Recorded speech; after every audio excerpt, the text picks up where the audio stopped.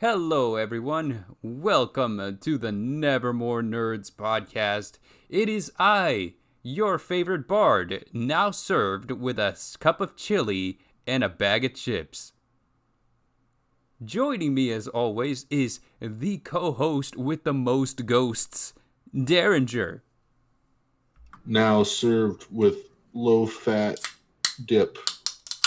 Low-fat dip. What kind of dip?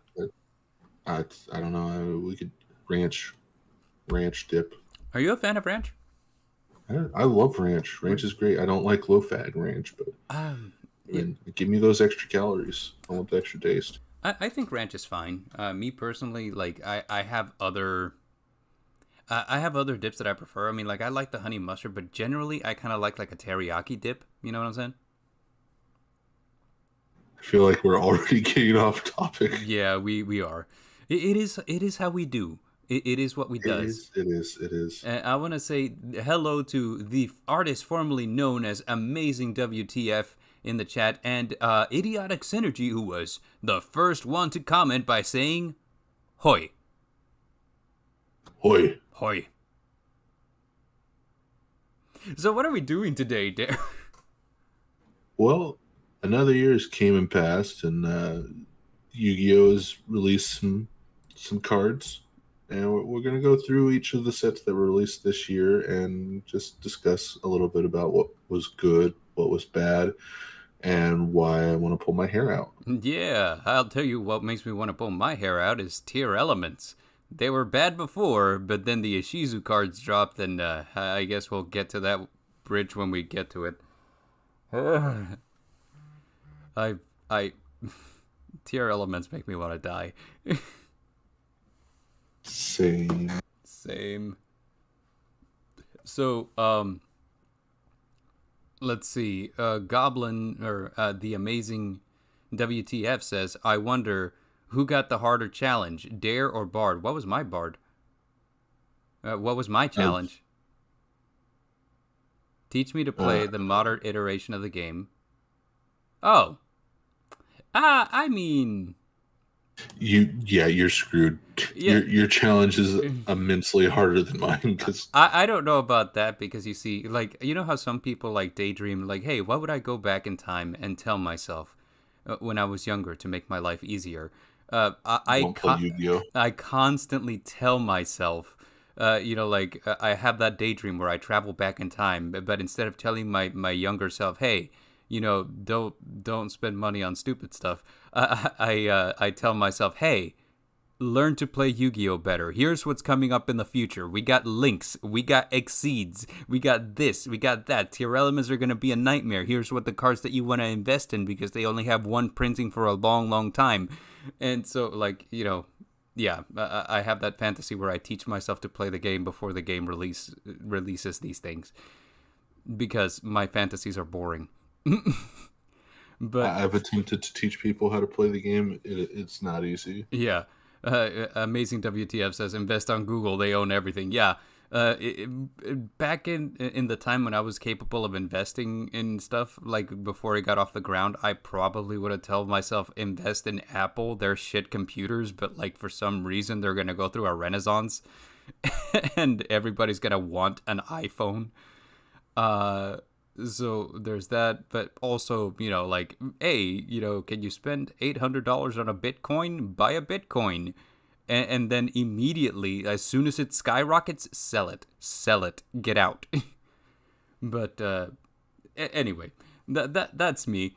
But so yeah, we have the best and worst of 2022, and the sets that we have highlighted here are as follows: Synchro Storm, The Grand Creators, Hidden Arsenal Chapter 1, Ghost from the Past 2, A Second Haunting, Legendary Duelists, Duels from the Deep, Dimension Force, Legendary Duelists Season 3, Tactical Masters, Power of the Elements, Crystal Beast Structure Deck, Speed Duel GX Midterm, 2022 Megaton, Darkwing Blast, Magnificent Mavens, Battles of Legend Crystal Revenge, and Dark World Structure Deck.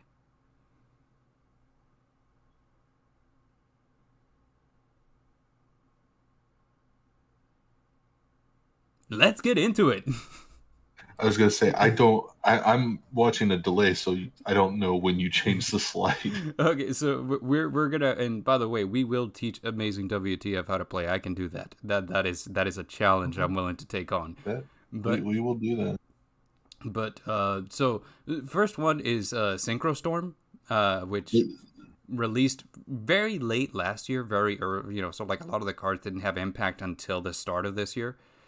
It's an honorary 2022. It's an honorary 2022, but Synchro Storm, a set that included Speedroids, Lyrilusks, and the very coveted Baron de Fleur, which I have to say, like the fact that it's called Synchro Storm and it had an Exceed archetype in it is kind of weird.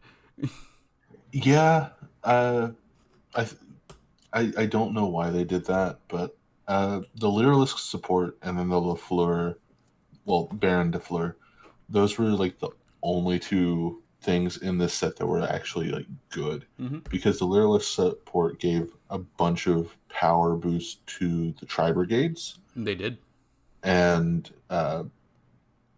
with even just being a pure deck as Lyrilusk itself, having Ensemble Robin, as well as Celestine Wagtail and Barrel Canary, those all just made that a really good deck to do shenanigans with, like VFD, or not VFD, UDF. Yeah.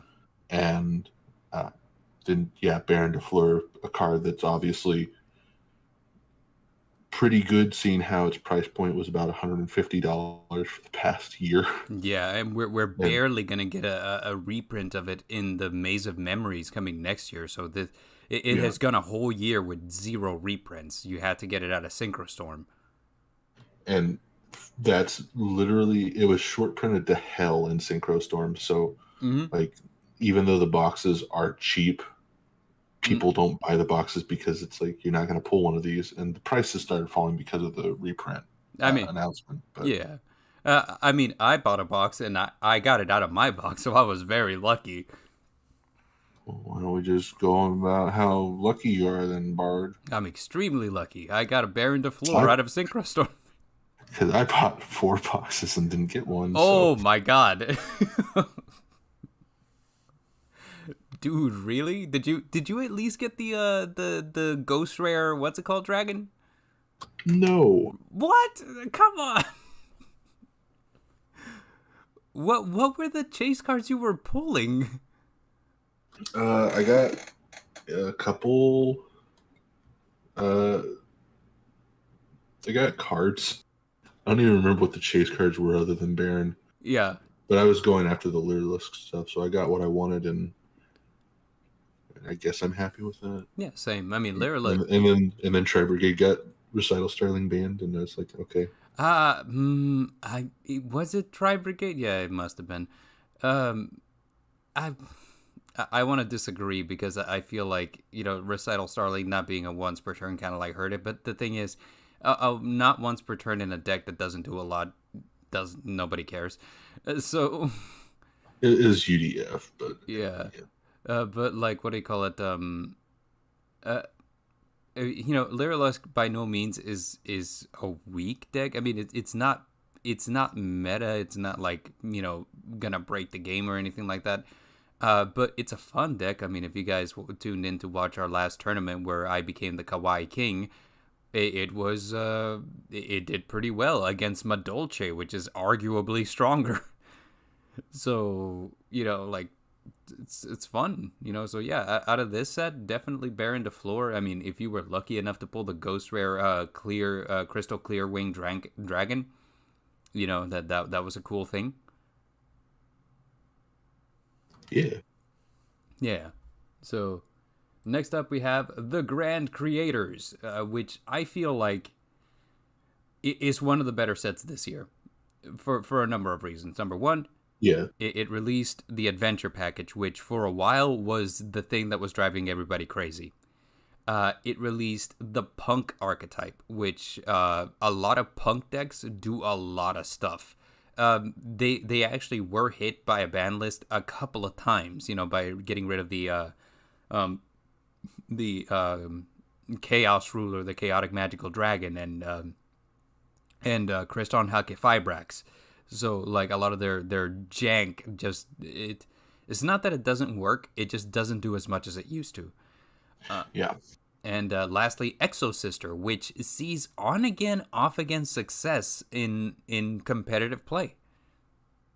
I would say arguably Grand Creators, if we were to do like a top 5, this would be probably shoe in for number 2 of like best sets of this year, Oh yeah, because Adventure, that was the one, like you said, for the longest time everyone was calling as Water Enchantress to 2, Water Enchantress to 1, Rite of Aramesir to 2, Rite of Aramesir to 1, ban this, ban that. yeah, And it was just so prevalent in the meta for the longest time. And then Punk, it was never used as an archetype as much as it was an engine. And Punk and Adventure were both like the big talking points of, should Konami print things that are more like archetype restrictive, because you could just put Punk in any deck and then have a really good synchro engine for that deck. Mm-hmm. And then Exo Sisters recently has had a lot of success because of the whole graveyard interaction between them, and your opponent using like tier elements graveyard effects. So the set has seen competitive play on all 3 of its archetypes that were introduced into the TCG. So like I said, it would probably be a really good number 2 option if we were saying the best of. Yeah, and I would say definitely out of the 3, like I would say Adventure was probably the one that was being used in most decks. However, the one that got hit the most in ban list was definitely Punk. Exo Sisters being by and large. Those were, yeah. The Punk was more indirect hits. Indirect hits, correct. So like basically like the tier elements hits. Yeah, so they had they had a lot of things that were helping them that are basically now banned. Like for they released E-Telly from 3, and then immediately as soon as Punk released, they Konami's like, oh no, that's a bad idea. We need to back on the list. Back on the list. Yeah, back on the list, which was crazy because like I was excited with my Virtual World deck that E-Telly was at 3, and now it's like, no, we're not doing that. Just takes that one person to show Konami that you can do this really insane thing that's degenerate and works consistently, for them to just be like, and we gotta take this away from you now. They do. So my opinion, Grand Creators, just a solid set, 100% solid. I still want I still want the Adventure Engine. Nobody's playing it anymore, which is weird to me, because it was a very strong thing, and nobody's calling for anything to be banned anymore out of it, which again is weird to me because early on, whenever it first released, everybody hated it. But I still want a set of the Adventure Engine. I have Griffin Rider, I have Fateful Adventure. I just don't have the Water Enchantress and the Rite of Aramesir. Water Enchantress being the cheaper of the 2. I think last I checked she was at $6. But Rite of Aramesir is still at $30 each. Yeah, and that's power creep for you, honestly, because the newer cards are just way better than I can set a Omni Negate and then get it back the next turn. Right.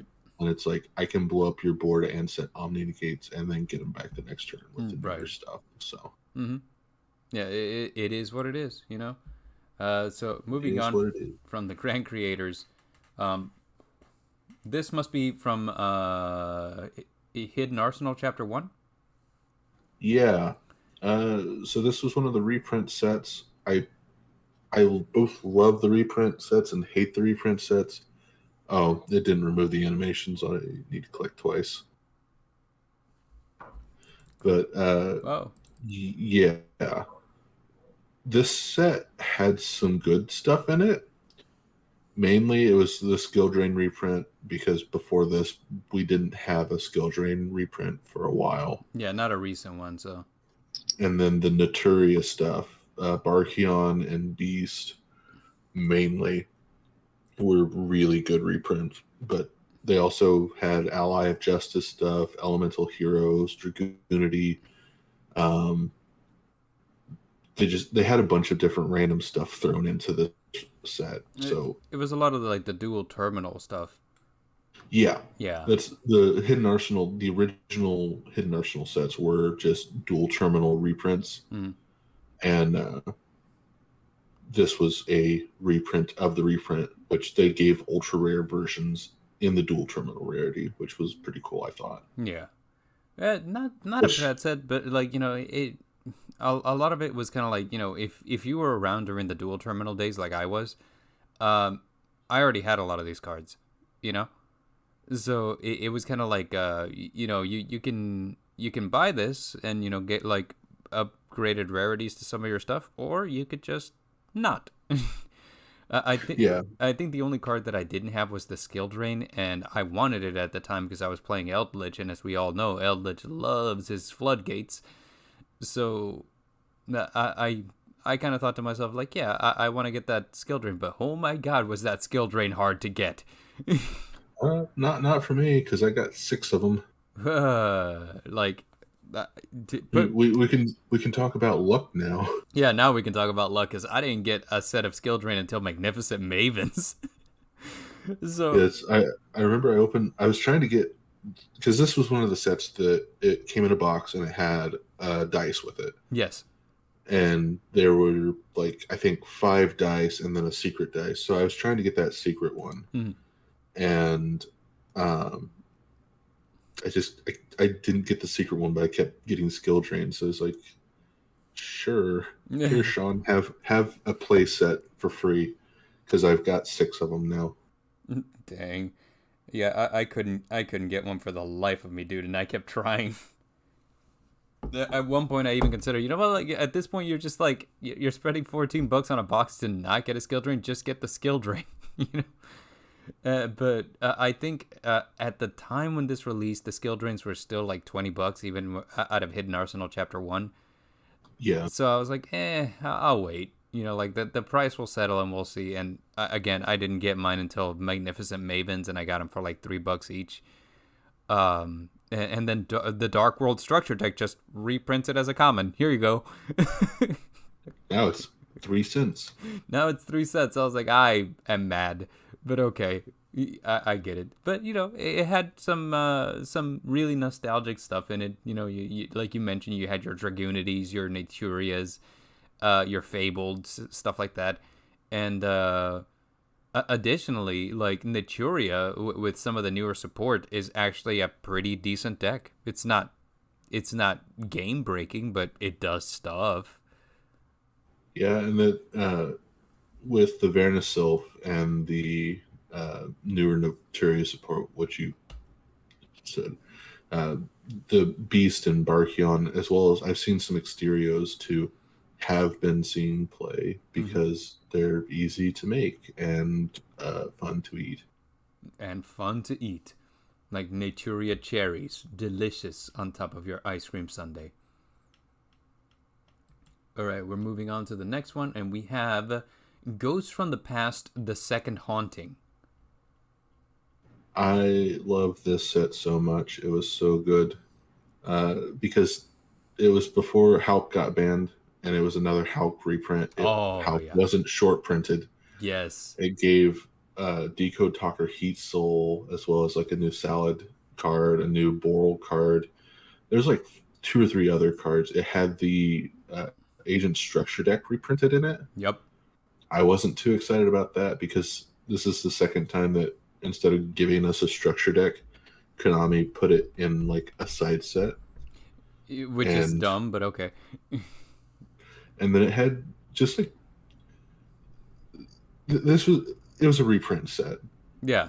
And I love this because like you see on there, I have Ghost Trick Mary and Rise of the Mega Monarch.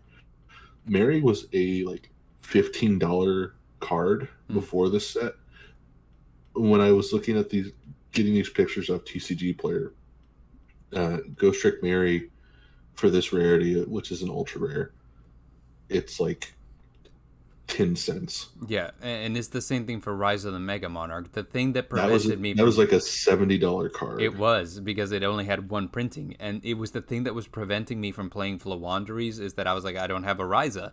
And then this set comes along and it just gives you a Ryza. It was like it was so cheap after that I was like, fuck it, let's finish Flawanderies. Let's take this to locals. Let's go.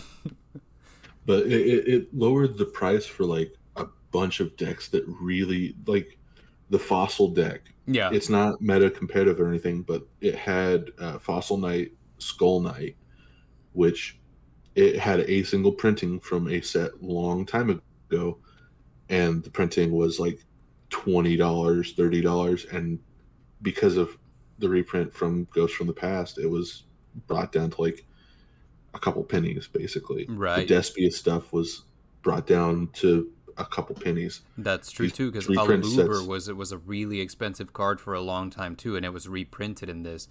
And you mentioned Hulk too, which Hulk had I think one printing at the time, and I think it had two or three actually, because it had its original from Dual Power or Dual Overload. It was Dual Overload, and then it had the OTS Ultimate Rare, and then I think it got a printing in one of the gold rare sets, maybe.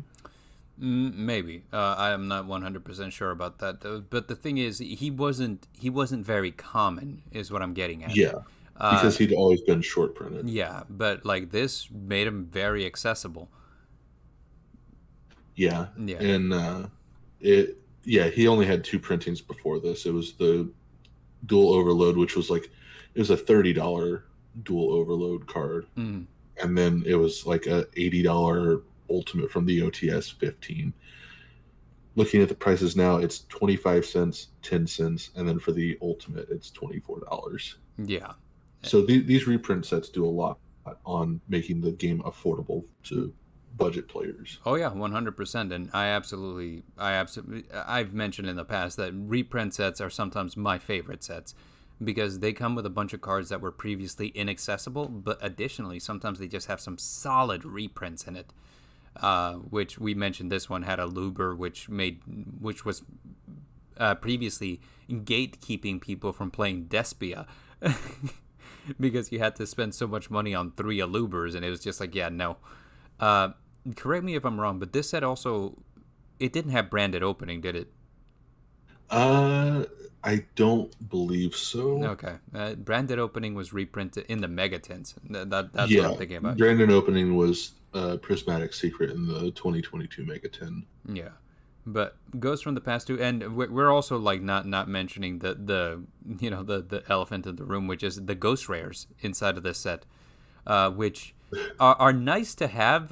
They're a lot of people invest. They're nice to have, but they sucked. Yeah, a lot of people invest in these sets to get the ghost rares because that's what they want, because that's a very desirable rarity in Yu-Gi-Oh. However, like the ghost rares, it's like you're gonna struggle to find them. Firstly, you're gonna struggle to find the one you like, which is usually gonna be the one that you get the least of, and it's a treat when you draw when you get one, but you shouldn't expect to get one every time.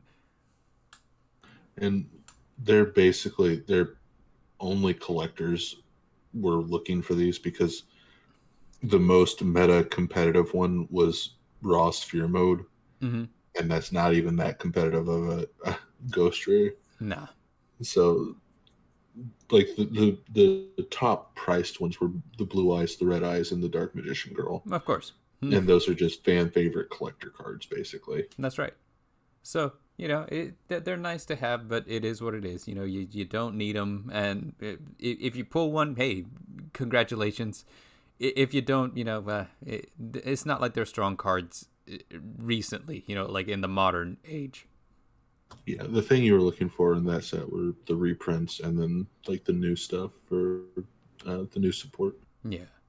And now we're on to Legendary Duelists Duels from the Deep. This set fucking sucked. Huh? This set fucking sucked. It wasn't amazing. It had a lot of like little things that I wanted, but like as a whole, like, you know, so for example, if I buy Ghost from the Past, or if I buy the Megatens, I'm gonna get a bunch of stuff I want. When you buy Duels from the Deep, what I wanted was the Marincess card. So I wanted the Spring Girl, the Dive, Aqua Argonaut, Coral Triangle, and then I wanted the Forbidden Droplet. The exact cards that you have pictured on here. Yeah, because these are the only cards that were like good. The Marincess support and Forbidden Droplet were the only cards that did anything. I mean, you have a bunch of cards for decks that can use them, but like, so for example, the Fish Sonar, you have Bahamut Shark.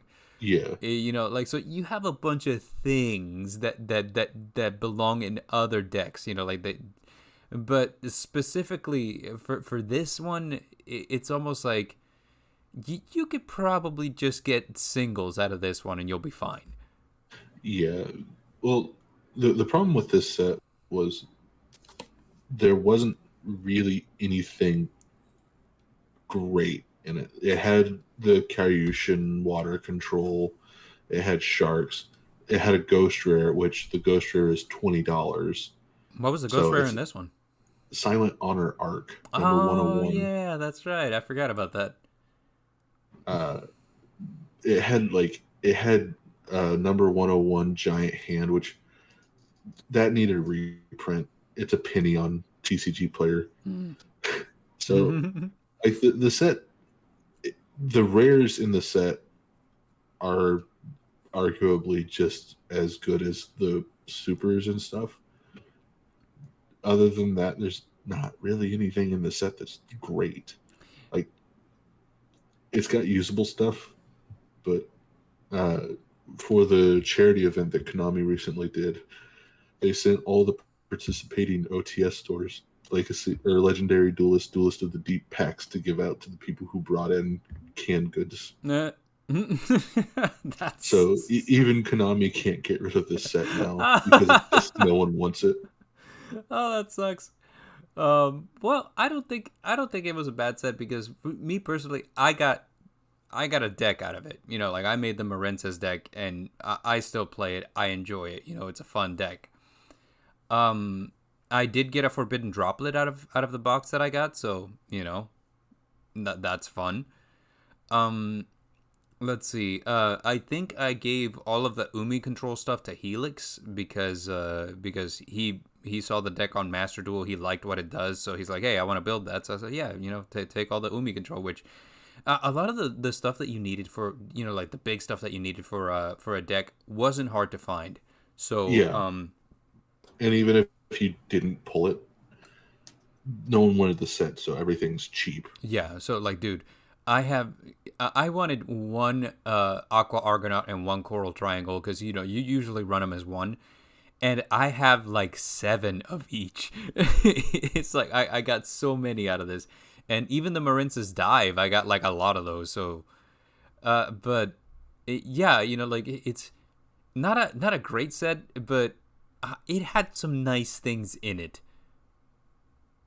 Yeah, and I built Marincess, and I bought the Yumi control, so I can't really complain too much about it. But when your Legendary Duels from the Deep booster box, like a full box of cards, is $25. Yeah, when that's that seems to be the common denominator here, because like the what's it called? My locals was selling them for like $20 for the full box. I was like, dude. Hello, King of Canadian Hill. Welcome to our stream where we are posting our bad takes. But yeah, dude, like this Konami was like trying to get rid of this one hard. And Indeed, they were. and it's fun, you know. Here's how you know that a set isn't exactly well received is when the person at the card shop will try to talk you out of it. Because at one point, you know, I had been to locals for a long time, and then I showed up one day and I noticed that they had Duels from the Deep marked down to $20 for a whole box, and this was around the time when the Megatins released. So Yeah. I'm looking at that and I'm like, dude. I was like, you mean to tell me that I can get a whole thing of Duels from the Deep and just for $20? And he's like, yeah. And I was like, if I get more than one, is there an additional discount? I was like, I'll give you more than one for 15 each. And I was like, okay.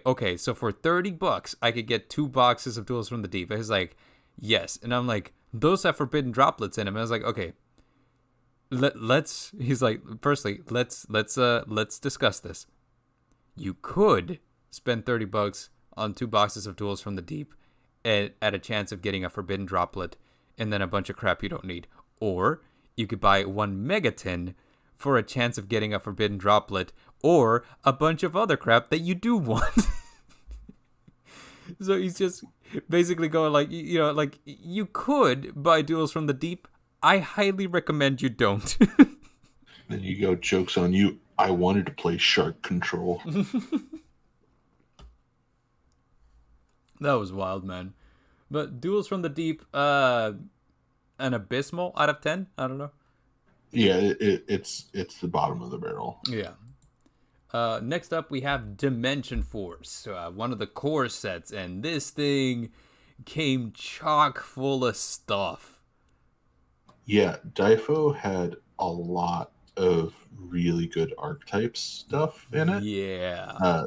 It introduced the Therian archetype, which for the longest time, Regulus and I believe it was Lily Bora were like the two that were super expensive in carrying the set's value because it was you could equip these cards to other cards and then special summon them and equip other cards and then have negates, and they were amazing. Yeah. The Libermancers and Dynamorphia, they were cool. They didn't really do I don't know what I don't even know what Libermancers really do other than their ritual archetype. So Helix plays this deck, so I can tell you based off of what he does is it's basically like megaliths a little bit. So you do a lot of stuff that allows you to ritual summon. Their field spell allows you to ritual summon. And you go through a bunch of hoops, and a lot of the times what their effects will trigger when a Libromancer is bounced back to the hand, which a lot of them have the effect to do. And you also have like their Omni Negate trap, so like their end board will end on like Doom Broker and the set counter Omni Negate trap. And you know, whenever you activate it, stuff will bounce to hand, stuff will be negated. And it's a weird megalith thing going on. It's with this set. It seems like Konami was just trying to like do weird stuff because with Dynamorphia too, all of their spells or all of their trap cards, because it was a trap deck, revolve around the lower your life points, the more effects you get. I believe if you have like less than 1,000 life points, you just become a god. And then there's like a trap that said if you have less than 10 life points, which is incredibly easy to do with this deck, you could draw 3 cards. It's like, okay. Yeah, Dynamorphia is fun, but like, oh my god, it is. If you've ever like played Dynamorphia, like the anxiety of watching your life points deplete by your own hand. One thing that I don't think I don't seem to have put in here was this was also the set that Scareclaws came out in. Yeah, you put Tryhard up at the top right corner. Yeah, I saw I put Tryhard, but I didn't put it like over in the description stuff. Yeah. And Scareclaws are fun. You know, they're unique. They're people are starting to look at them a bit more because Tryhard is basically a Baguska. Yeah. A big Baguska. He's a big Baguska. but a big Baguska that that's susceptible to lightning storm because he's always in attack. Uh, but yeah, I think the main thing in this set were the support cards that came out, because true. Punk got a bunch of support cards like Deer Note. Predaplants got the big Venom fusion dragon that everyone uses. Mm-hmm. Exo Sisters got Magnifica, which is a amazing card. She's magnificent. Definitely. Mm. Pendulum's got Beyond the Pendulum, which is new Electromite. Pendulums are like my favorite like mechanic, and when we got Electromite version 2.0, I was just like, I can play them again. And then there were also zombie synchros that were released in this that I know the Eldritch synchro version were using some of them, because it was like a retrain of Felgrand, and there was two others. I think Immortal Dragon and something else. Yeah, Immortal Dragon, like the new Felgrand. I think there was there wasn't a new Red Eyes. No, I'm wrong about that. Yeah, there was. Was there? Okay, I was right. Hell yeah. Yeah, it was Felgrand, Immortal Dragon, and I believe it was New Red Eyes Darkness Zombie Dragon. Yeah. So there was a lot of stuff in this that I was excited for. I play Tri Brigade, so I mean, like, Scare Claws are just like new toys for me, basically. So I'm like, I love this. And it had Psychic and Punisher, which is just big dude that punch thing. Yeah, big dude that punch thing is my favorite type of card. But hello, Hair Raising Narratives, welcome. So it had a bunch of stuff, a lot of good stuff. Therians, unfortunately, like the adventure package, just kind of dropped off the map. Yeah, because it was one of those high skill cap things that Therians were like. I remember they were put in Sun Avalon and used in Sun Avalon. Yes, and like you said, the skill cap for that deck was too high for most people who play the game. So they were just like, we're not going to play this because it's too hard to play. Yeah. Push it to the side. Everything else is going to just take over, and we're just going to stay with, like, I don't even remember what the meta was at that time. Adventure was like dropping off, and yeah, a lot of the stuff from early in the year kind of has dropped off. There was a guy. I think looking at it now, because I see the other Predaplant stuff, I think it was like the Despia Predaplant stuff was starting to. That's like, right. Different Despia. That's what it was. Yeah, you're right. Because branded Despia just kind of like took off. I should say this, like that we have a guy at our locals who on Dueling Book just has like a real high rating, right? And he would always brag about his high rating. It's like, yeah, dude, I got like this many points on Dueling Book. I'm amazing. And then somebody asked him, I was like, okay, well, what are you playing? And he's like, I'm playing like the Sun Avalon plant deck. Like I'm playing like some kind of like plant synchro variant. And I was like, oh, I've heard of that deck. I heard that it's all bark and no bite. And he's like, no. I was like, I heard that you just put up a bunch of negates to frustrate your opponent until he makes like a tree and leaves.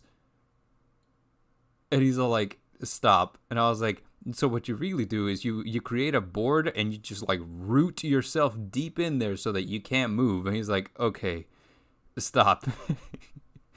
And I was like, there was another one, but I can't remember what it was. I'm just gonna start crying. It was wonderful. That was the other one. It's like, I heard that there's no one play line, that there's a bunch of branches.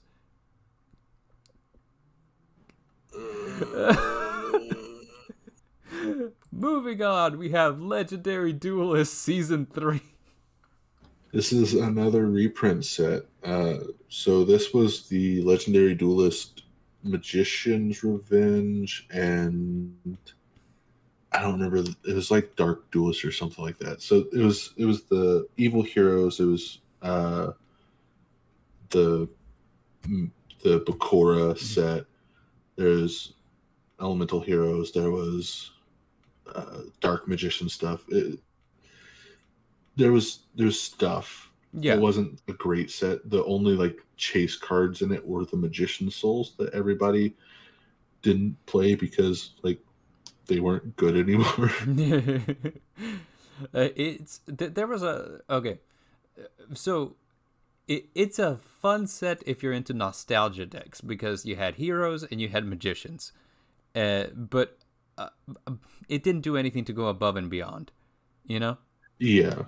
Like if this set came out like a year and a half earlier, when people were still using like Magician Souls to play, I think it was used in Spiral, like Spiral and stuff. If it came out like earlier, it would be really good because the chase card would have been used. The only like good chase card was probably Triff Overdom, which was a secret, so you had like a 1 in 6 chance of getting it. But this was the set that was just released when you came to visit. It was. So I was.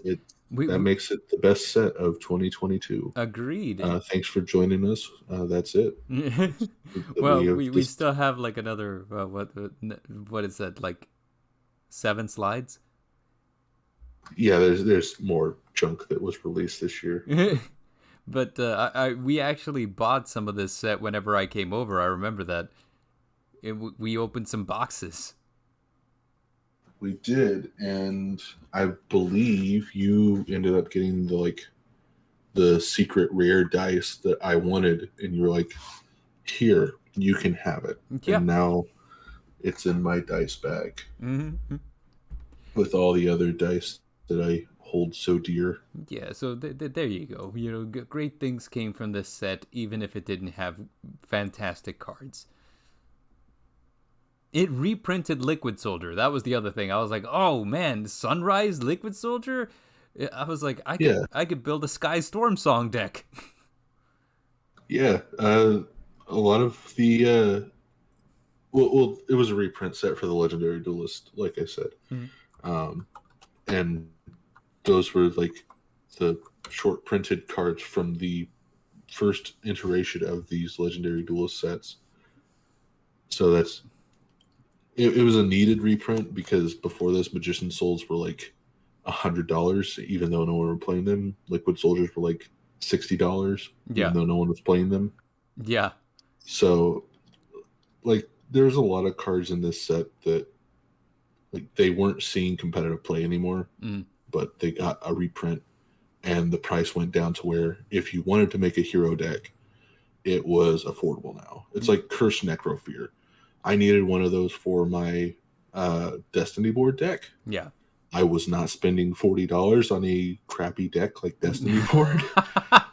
But I can pay 60 or 70 cents now to get a secret rare. Agreed. So a couple of things I want to address here is King of Canadian Hill says that you have to embrace all of the plant puns. You have to. I'm not doing it because I know what comes up later in this list, and I'm going to hear these stupid puns again. And then Hair Bracing Narrative asks if I'm in the top 1% of duelists in the world. No. I have. He's in the top 1% of duelists in our Discord. Yes, I'm in the top 1% of a duelists in our Discord. I've done competitive stuff before, but here's the thing. I have terrible social anxiety. So, like, sitting across the table from an opponent who is a stranger to me is hard. So, like, I generally try not to be competitive in like, events and stuff like that because it's hard for me.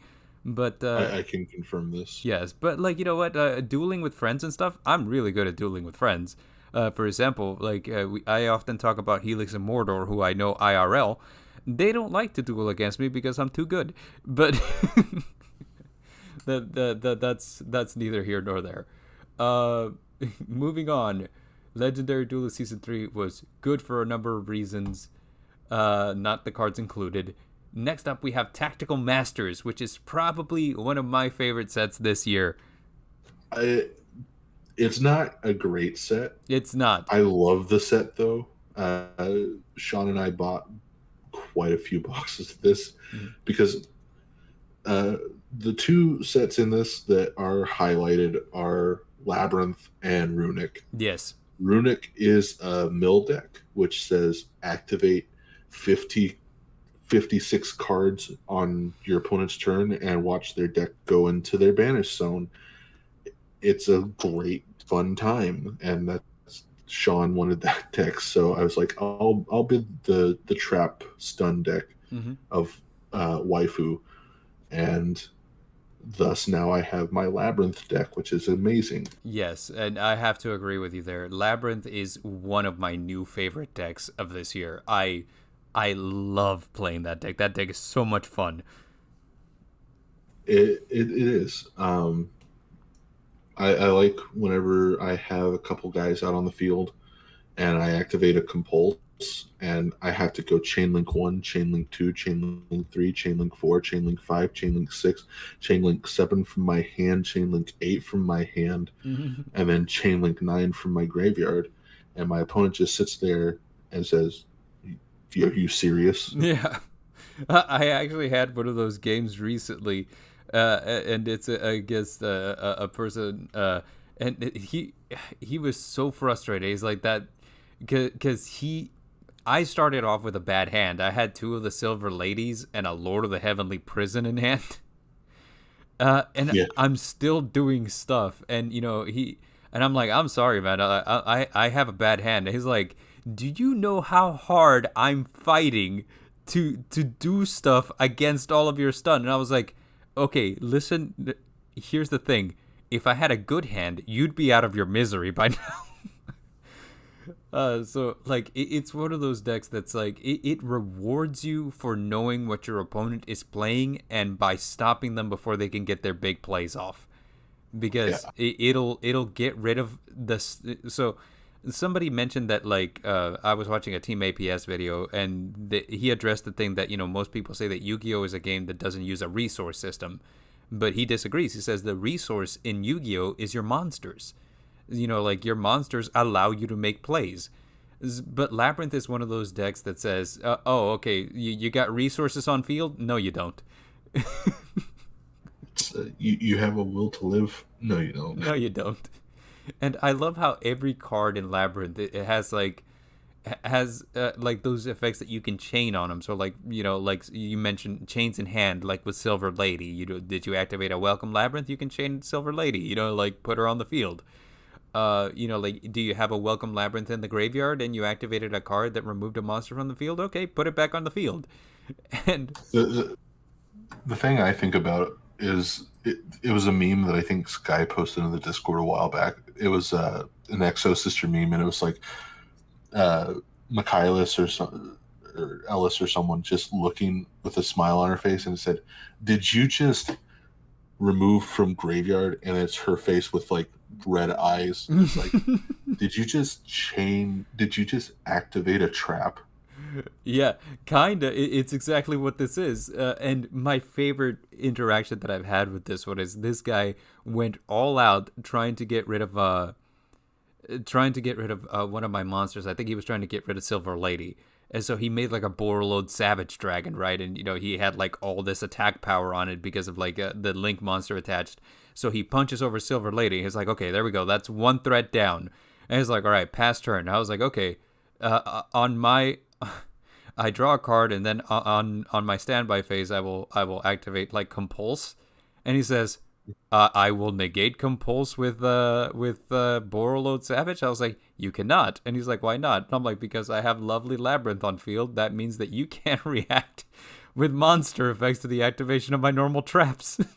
He just slowly picks up his card. He says, did. I'm gonna go home, guys. At that point, he's like, you know what? I give up, and I was like, yes. Oh, so there was another archetype that we passed over because I don't think anyone knows what it does or plays it, but the Valence did come out in this set as well.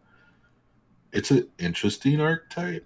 I kind of want to learn how to play it, I but I was excited about Valence because everybody touted it as like, okay, it's like a tactical RPG. You move your characters or your cards in this case into the different zones on your field to do stuff. And I was like, that sounds interactive and fun. And then I read the cards and I was like, I have no clue what the hell this means. well, there is an old card from like the early 2000s called Senate Switch, which states that when it's on the field, you can take one monster and move it to an adjacent monster zone that's unoccupied. Mm. They made this whole archetype based around Senate Switch. It has a card that searches for Senate Switch. And I've watched people like do deck profile and combo guides and everything. You have to have a PhD to play this deck. I imagine. And here's the thing. Senate Switch was one of those cards that was a common in a set that I bought a bunch of when I was younger.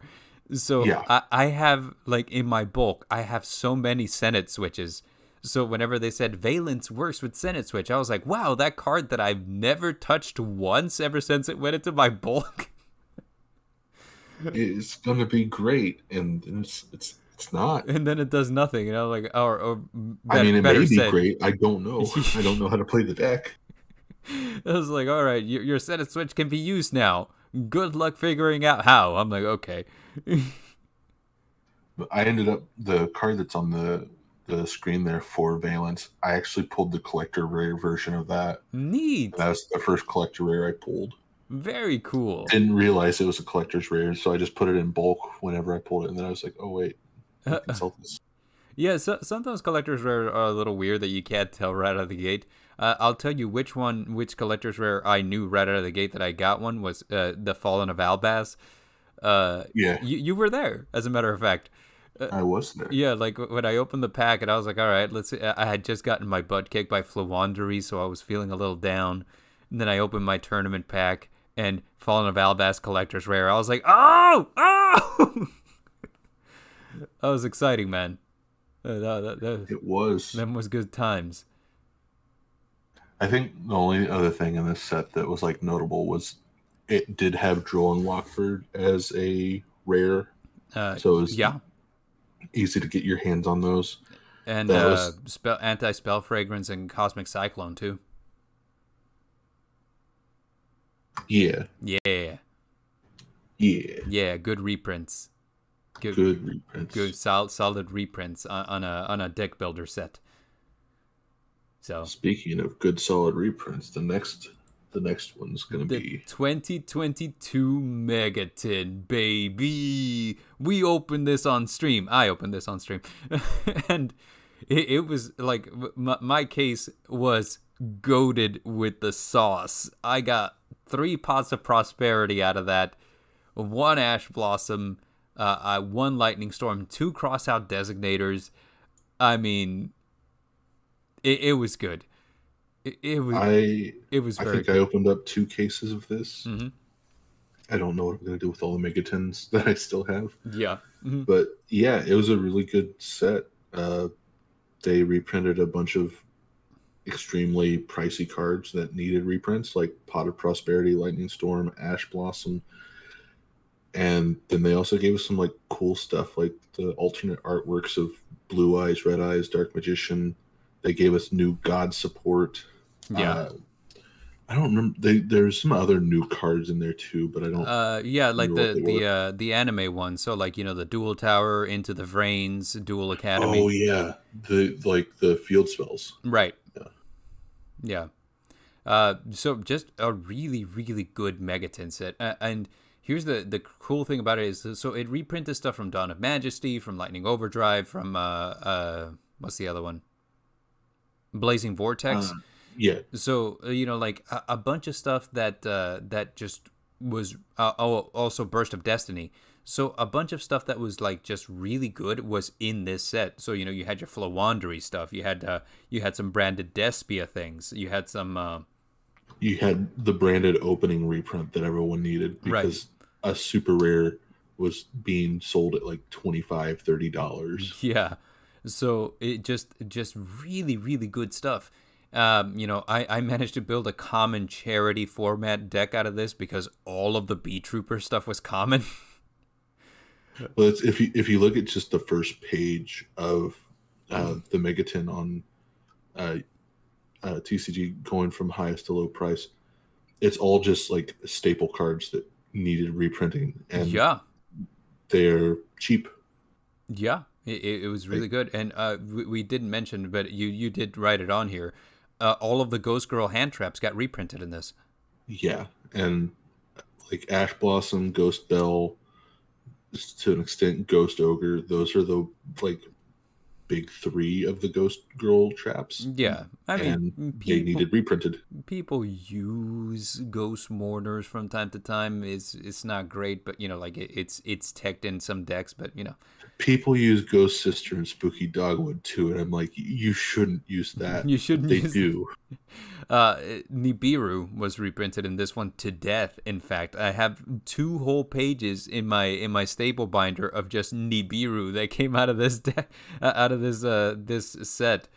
So it's kind of weird. I think the true star of this set was probably mimicking Maneater Bug. Of It got an course. ultra rare upgrade. Oh yeah, I did. Slower Swallow too, which you were surprised when I mentioned that. Whenever I pulled Slower I Swallow, was so happy. That's one of my Lyralist cards. I was like, oh, Slower Swallow with the rarity upgrade. You're like, wait a minute, is it a super? Yeah, it's a level 1 bird that special summons itself. It's perfect for Lyralisk. Yeah. So Megaton, absolutely goated with the sauce. I think that this one and what was the other one that we said was really really good was the Grand Creators would definitely be in the top 5 best for the year. And that's, I think, just given off the sales of the Megatons. I know our locals said he bought like 1,000 some cases and sold most of them. Ooh. So I think the sales history of this case reflects on how good the community even thinks of this set. Oh yeah, it's a good set, dude. 100%. Next up we have Darkwing Blast. It's currently it's not great, but here in the next couple of months it's going to be better because of it's got Bestial and Kashtira archetypes. I was gonna say it's got some really great archetypes in it. Kashtira and Bestial are seeing play. Well, I should say Bestial for sure is seeing play because just their chaos mechanics really good. And in a format where you're mostly seeing darks, it's just second to none. Kashtira doesn't have all its support yet, but when it does, it's going to be insane. My wife pulled a Fenrir out of the first pack of Darkwing Blast that we opened, and it's one of those cards that it's basically better Pankratops. It's really good. And it can search itself, which is stupid. So, like you could special summon a Kashtira Fenrir and then use his effect to search for another one. It's dumb. The set had a lot of the Darkwing Blast. Konami's been doing a lot of like themes with the sets where it's focused on an anime-esque archetype or character. Mm-hmm. So of course Darkwing is going to be the Blackwing support set. Right. And the Blackwing's got a fairly decent amount of support in this. They did. Other sets that got a lot of support, though, they did really good with the Amazonas support. The Naturia support was, like, really good. Yeah. Like, really, really good. And then, like, ninjas got support, too. But, I mean, ninjas are... Ninjas are a weird thing that it's like they could be a deck, but honestly, why? They have a lot of effects and that do things, but it's almost like they didn't have like a solid strategy. These new ninjas are a little more focused, I'd say. You know what else got support? Goaty? For hires. Oh yeah, for hires. They got... For hires got support, bod. No. Well, here we are. But yeah, Bystials right now are seeing a ridiculous amount of play. And Kashtira will probably be the thing that kills Tyr in the near future. Yeah, Kashtira is like everybody it has their eyes on that deck because once it gets its second round of support, Mm-hmm. it's just everyone's like it's the end of times. Yeah, I right now I have one Fenrir and one Unicorn. So like the I only need like 80% more of the deck, I guess. And Hair Racing Narrative asks what the deck that you said you needed a PhD to play was, and you just answered is Valence. Yeah. But yeah, I would say Darkwing Blast had a lot of really good support. Nothing game breaking on its own, at least not yet. I think that this is one that we'll look back favorably on after like more stuff comes out. Yeah, and I will say some of you did mention it got Goaty's support. Mm-hmm. I'm upset that Goaty didn't have better cards or didn't do anything really. Mm-hmm. But the Vernusylph support, getting Vera, the Vernusylph goddess, as well as the other, I think it was Mist and Seedlings, those are really good cards. And right now, like I said before, like with Bystials around, right now, if you can play anything other than light or dark, that's a good thing. So yeah, and that was actually, those are two cards that have helped the Naturia support as well as the Ishizu support, which we'll talk about, I think, next, actually. Yeah. Here we go. Well, actually, yeah, Magnificent Mavens, here we are. Another reprint set, and another one that I think is pretty goated, you know? It has some really solid reprints like Lightning Storm, Infinite Impermanence, Evenly Matched. This is where I got my skill drains from. It has support for fan favorite archetypes such as Sky Striker. They have like the mobilized linkage, which enables their OTK. They also got an archetypal kaiju with the, I think it's called Ham. Yeah. And then they had Aurelian or something like that. It was some little the Sky Striker child and quits. And everyone's like, why would you even play this in Sky Striker? Like, you need to have it in the main monster zone, and that's not what you want in Sky Striker. Yeah. And then they got My Kashi support, which the Ghost Meets Girl card that we got was super good for My Akashi. Oh yeah, no, 100%. I think we also got the Link 3, which we needed. Yeah. The Link 3 does so much. Yes, the Link 3 is really, really good. And additionally, you also got reprints for things like Witchcrafters. Reprints plus a new fusion monster. A new fusion and a new fusion spell. Right. But which the fusion monster is solid. That is just a good monster. It is. Vice Madam, and oh man, like the fact that you can activate each of her effects. I think she's got like 3 effects, and each of them is activatable within a turn. Just as just every one of them is like a once per turn, but you have 3. It's just insane advantage. I'm like, that's just good. So yeah, like the reprints and the support for legacy archetypes, really, really good. The thing that kills me about this set is the Ishizu cards, which on their own, not so bad. With tier elements, I hate them. I think with a lot of these, the problem isn't the cards themselves; it's what they're being played with. Yes, because like this set, the Ishizu cards are pretty good. Yes, the reprints, like there's also Harpy's Feather Duster, Appaloosa, Blackluster Soldier. Oh yeah, I got Blackluster Soldiers. Reprints, Change of Heart. Which Blackluster Soldier was another one of those cards that had one printing, so it was like $60 forever, right? Yeah. And now I have 2 of him, and I'm like, I love this. This is great. But you're 100% right. You know, like these things are never a problem on their own. They're a problem in the way that they're played, which goes back to something that we said earlier. For example, I disagreed that Mystic Mine was a fair card. I thought that it was just kind of like really hard to, really annoying to deal with whenever it hit the field.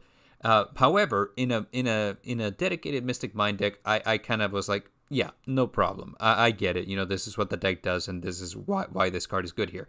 When Sky Striker started playing it, that's when it became a problem. You know, and Yeah. it's kind of a lot same thing. Like, you know, for example, if Crystron Hulk was played only in Crystrons, no one would bat an eye. It wouldn't have been a problem. However, he's played in everything. Same thing with Baron DeFleur. Same thing with the Adventure engine. You know, like it's always like the way that things are used is what gets them banned. And I feel like that honestly is the main problem with what Konami, their R&D is doing, is they're making things generic to where any deck can play them. And then you have an issue where with like Hulk, just because it's generic, it's going to be put in any deck that needs to make synchro monsters. And then the deck that actually needs the card, which is Crystrons, doesn't get to play it because it gets banned. Yes. Because it's been abused. Let's talk about the Simorg link. Like, okay. No, just because I put it in Bird Girls and summoned out the barrier statue one time. No, here's because you know I was watching one of our previous live streams, which was our ban list prediction, because I always go back and watch our live streams again. But on our ban list predictions, we mentioned that the Simorg deck, which really needs that Link 3, can't play anymore because everything else got Simorg banned.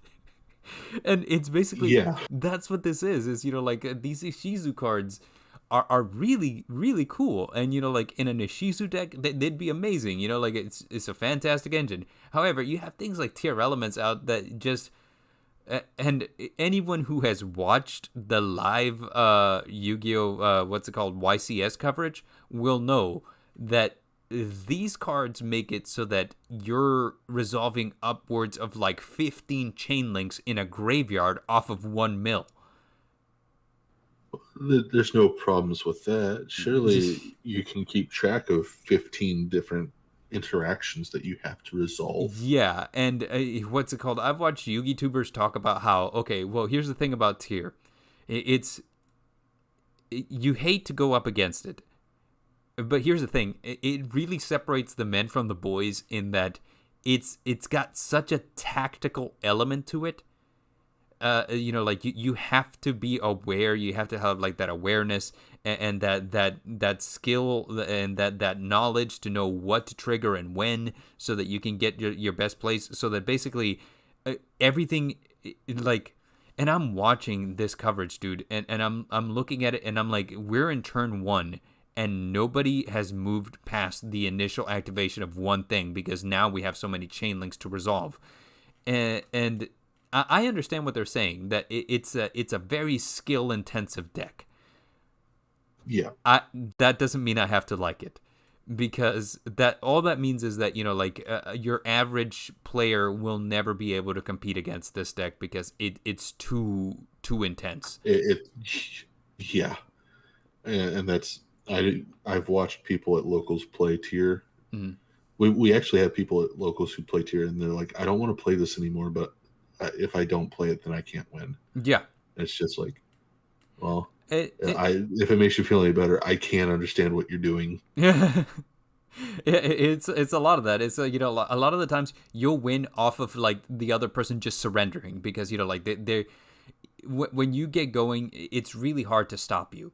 When you're playing, and especially with the Ishizu cards, because like Mudora, Kelbic, and Keldeo, and the other one, Agito, will always, you know, like just put more cards in your graveyard so you can activate more effects. And it's just such a landslide that it's almost like this deck off of 1 mil can do so much on a turn that's not theirs. Yeah. And so like that's kind of what the problem is, you know, like, for example, I go, just to say this, let's put an example that I go and I'm playing. I don't know, Tri Brigade, right? Yeah. I have like a normal play line that I like to go through. I have several play lines that I can go to in case I'm interrupted. And I have a game plan that ends on something that my opponent has to play through. That's cool, and that's taken into account that I might get ashed, I might get ghost ogred, I might get Nibiru'd. So I'm aware of those things, and I have alternatives in case that happens. However, with tier, like it's almost like I'll make one move, they'll make six, and then And you can't respond to all six of them exactly, and because yeah. if you do, then they'll do another six. Yes, and then it's back to me. So I make another move, and then they make another three. And then it's like back to me. And so I would be depleting my resources to stop them from playing on my turn. And I don't remember which one is the one that mills, but I seen somebody mill 5 off of one of the Ishizu cards, and then mill an additional 5 because they milled another dude, and then they did an additional 5 because they milled their third, and then their opponent has to mill like 15, and they're like, well, chain link 1, 2, 3, up to 10, and I'm like, this is too much. This is too much for the guy who comes in with his ancient gear deck, and he's just like, well, I'm going to attack you directly. It's a mess, and it kind of muddies whose turn it is a lot. Like I actually kind of like while watching the live coverage, I think one of the players was like, wait, whose turn is it? And I was like, you have to ask, because the thing is both of you are playing. So it's really hard to tell whose turn it is after a while. It's weird. Let's see, that said, another thing that I'm going to try to not make this into a meme, but Adagnister Baruru actually got a reprint in this set. It's not a significant card in like meta terminology, but it was a card that came back, and it came out originally in Ignition Assault as a rare, and it never got reprinted. So it was like a $10 rare. Yeah, I remember, because I wanted to build that Ignisters on paper, and when I saw Baruru was that expensive, I was like, I'm good. But yeah, it did get reprinted in this set, so yay. I actually I did pull enough of them to where now I'm like, okay, well, I can go back to building at Ignisters if I want. I was going through the set list as you were talking, and I was like, oh yeah, that card, that's also like an honorable mention, because it was like a $10 rare. Yeah, and now it's like a 2-cent ultra rare. Yeah, technically also the G golems came out in this set. That's true it's too. Just a token. Yeah, the G golems did come out in this set. G golems, an archetype which should have been out a long time ago, because they Vrains has been over for a while. And it was a Vrains archetype, so it's weird that now is when it gets printed. But okay, if you wanted to build your gold, your Earth Cybers deck, there it is. Well, so basically, this is a solid set. I don't like the Ishizu retrains because I feel like they give too much power to a deck that was already powerful. And this is just me venting right now, but when Valence takes off, I feel like there'll be a new dog in the battle, to deal with. And that one person at locals who is just an overachiever and learns how to play it. Yeah. And no, I'm sorry, not Valence. Cash Tira is what I meant to say. Oh, you read the chat, and I was like, okay. I don't know why Valence would take off, but okay. Yeah, no, I meant to say Cash Tira, because Cash Tira does another thing which is really annoying, which is it locks your open zones. Dealing with it is going to be annoying. But yeah, Magnificent Mavens otherwise really good set. I like that it came with sleeves. Yeah, I'd say Mavens is probably top 5 Yeah, I would of say like sets. I kind of wish that it did the thing that they did in the OCG, which it came with like a little plastic stand figure, like a vinyl figure. Which We're not gonna get something cool like that. oh no, never in a Konami million years. But Konami hates the TCG, oh, they do. but But like, oh, dude, like I would have loved to have like that Witchcrafter Hane like little figure. I was like, that's so cool. I like that, and it sucks that here in the TCG we don't get cool shit like that. But next up we have Battles of Legend Crystal Revenge. Did you pull I your Starlight Rare access code, Talker? I did not. We actually last night we did have someone pull the Head of Exodia though as a Neat, Starlight, neat. and that's with this set. They did so many Starlights. They They did. did all 5 pieces of Exodia as a Starlight. Access code. I think Boral Savage was a Starlight. Mm-hmm. Uh, just so many like super high priced chase cards, Yeah, and then just also really good reprints with like Celine, F Zero, DD Access Crow. Code, DD Crow. I think Token Collector was in here. He was Chaos Space, UDF. and then we got some new archetypes too. Uh, We got the actually, Doodle Beast. G Golem was in this set, not in Maven's. Actually, now that I think about it. Well, there was a G Golem token in Mavens. Oh yeah, that's right. You're right. But You're right. technically, G Golems came out in Mavens, but the actual Mm. cards to play came out in Battles of Legends, which I don't know why they did that. Yeah. But oh well. So if you wanted to play Crystal Beasts, this deck, this set gives you the advanced Crystal Beasts, which, if I'm not mistaken, weren't out before.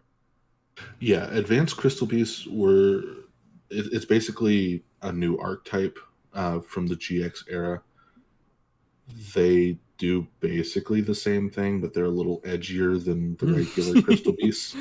They're edgier Crystal Beasts. All of the Crystal Beasts did get reprinted in the set, though. That's so true. That was a thing that, like, if you wanted a nice, shiny rarity Crystal Beast deck, Mm-hmm. you could actually buy the set and get ultra rares of all the Crystal Beasts. Right. They also produced more face card support. Right. For like. It's the Yugimoto archetype that he used in, right. I think, a couple of the animes and the movies. Yeah, and we had some of it in King's Court too. So like in King's Court we got like, what was it, like it was the Link 3. We got Arcana Knight Joker, I believe. Yeah, and so we also got Imperial Bower and the Joker's Knight. And Joker's Knight. But this one gave us the Royal Straight Slasher, which has an incredibly weird and hard to pull off destroy the field effect, where it's like, if you have in your graveyard a level 1, 2, 3, 4, 5, you can blow up the board. Oh man, nothing like those. Nothing like those decks that, you know, like have that one board wipe that if you meet the conditions. Like I remember, man, early on, back when I was like getting good at the game, I was all about the Battery Man OTK, where you got 3 Battery Man AA on field, and then you hit it with Short Circuit, which wiped the board if you controlled 3 Battery Men. And each Battery Man gains attack based on how many Battery Men you have in attack position. So 3 Battery Men AA was 3,000 attack points each, so you'd attack for 9. So it's just, then you put the batteries in your mouth, and it's good times. Yeah. Batteries. Hey, you know what? 9-volt batteries taste great. But yeah, just like that, the Royal Straight Slasher is just, it's one of those cards, you know, like, hey, you meet the conditions, blow up the board, baby. Which, to be fair, I think some of the other cards like Royal Straight help facilitate that board wipe, but it's just like, why jump through hoops when you can do something easier? Dark Hole. Yeah, Dark Hole. Like Raigeki. Evenly matched. Feather Duster. Yeah, you know, like just do evenly. Yeah. But you're right. This did have like a lot of really good reprints, like the Borreload Savage Dragon. Previously, it wasn't an expensive card, but it was more expensive than most. You know. It's been around in the game for a while now, so it had a couple extra reprints, Yeah.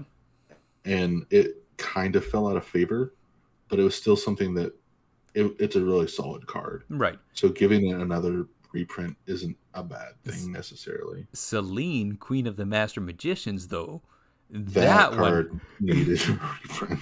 oh my god, like last I checked it was like I think it was like 35-40 bucks, and I was like, why? It And is such a good card. yeah, and I wondered why. I was like, why is it so expensive? And it's like, oh, it's because it has one printing. And I was like, holy mother of mercy. I was like, hasn't this been around since like Pendulum? Yeah, Selene is a really good pendulum card because it has the 3 downward facing arrows for you Yes. to be able to pendulum summon to. Mm-hmm. It also spell counters. Just it for the Endymion deck that it was made for. Mm-hmm. The spell counter thing just it kind of gets out of control, and then you can remove 3 spell counters to special summon a spellcaster. Mm-hmm. So it's just like more fuel. Keep going. Yeah. And then it was used in a bunch of other pendulum decks because once again you're activating pendulum scales which count as spells, so you're getting spell counters and then you're summoning dudes back from the graveyard with them.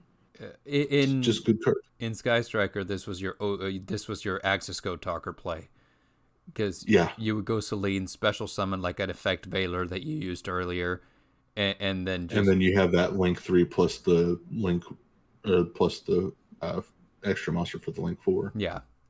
So there's your Selene. So that just really solid card. So when I pulled it, I was actually very excited about it because I was like, I didn't have this card before, and it was an expensive one, so I wasn't gonna get it on its own. So it's nice to have. Utopic Draco Future, I'm excited to see. Yeah, It was one that I couldn't get out of King's Court. I actually had to trade a lot of things for it because the guy was not willing to let it go. I got mine out of King's Court, and it is the best Lyrilless card that was ever printed. Absolutely, it is the best Lyrilless card. It is arguably one of the best Exosister cards too. It's good. It's Really good. Yeah, Utopic Draco Future, solid card, really good card. DD I Pro. think, Yeah, go ahead. yeah, I was gonna say. I think for me, the biggest thing out of this set is probably the potential that lies behind the G Golem archetype that they released. True. Because the G Golem Invalid Dolan is so good. Yeah. Because everything that's co-linked to it becomes a towers. Yeah. And as a matter of fact, I remember the episode of Reigns when they were when the Earth Ignister was playing this deck, and I was like, wow, that actually. At first, I was like, it's like Marincess but Earth, but then I was like, oh no, this is so much scarier. yeah, and that's well, if I can spell Gamma right. Hello, Brother Gamma. Yeah, you should watch this from the beginning. There is a lot of stuff, that we covered in this episode. But if with the G Golem stuff, I believe Pebble Dog is just if you open up Pebble Dog, it's like a free link 4. Yes, because it's a Cybers type. Cybers are insanely good, and I've watched MBT's 10-minute testing of this, and the stuff you can do with this archetype is insane. Yeah.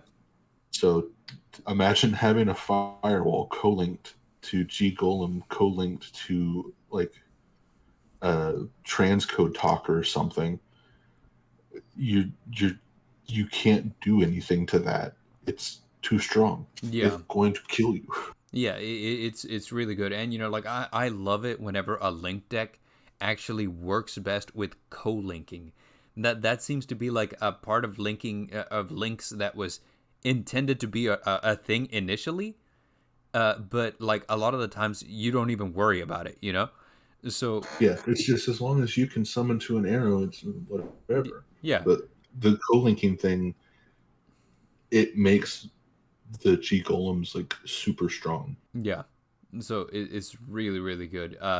Wanted to discuss the Doodle Beasts because I love their artwork. Yeah. I I I think that's actually something that was in one of the anime. I yeah. don't remember which one, but I do remember seeing it, and I was just like, that is going to be great. And they are great. They're good dinosaur support. Yeah. They are good dinosaur support, which I have a dino deck that I'm on again, off again, choosing to build. Like every now and then I'm like, all right, well, let's work on dinos. But then I just get distracted by other stuff because of my ADD, so like I started building dinos probably like at the beginning of the year. And since then, I have built, what do you call it? Labyrinth. I have built like a revamped Tri Brigade with Scareclaw.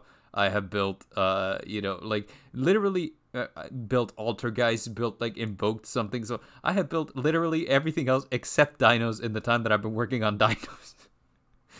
Uh, the Doodle Beast, I'm hoping that they get like a more fleshed out archetype, because currently they only have 3 cards.